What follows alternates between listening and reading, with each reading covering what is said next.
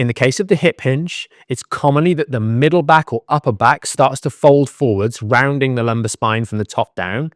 We can also get a little bit of the lower back rounding, in that case, actually the rounding coming from the bottom coming up, which is a little bit more detrimental in many ways. For the squat, it's most commonly going to be the rounding of the lumbar spine with movement leaking into that lower back from the hips.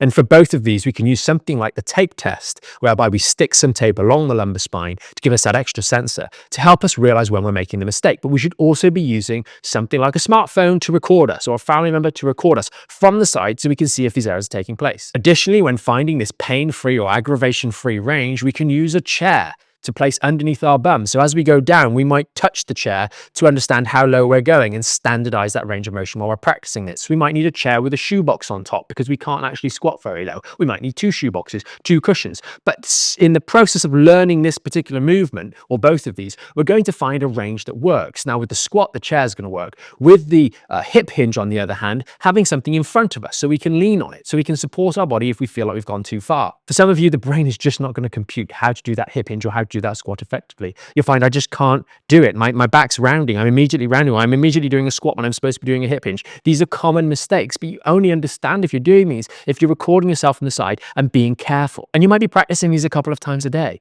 because they won't be that strenuous. And I do stress a point here to really hit it home. You are going to be doing squats every single day. You will have squatted to get out of your bed. You will have squatted to get on the toilet seat or off the toilet seat, sit down at some point during the day, etc. So you're already doing these movements. So before you say, oh, I'm worried about doing those, you're already doing them every day.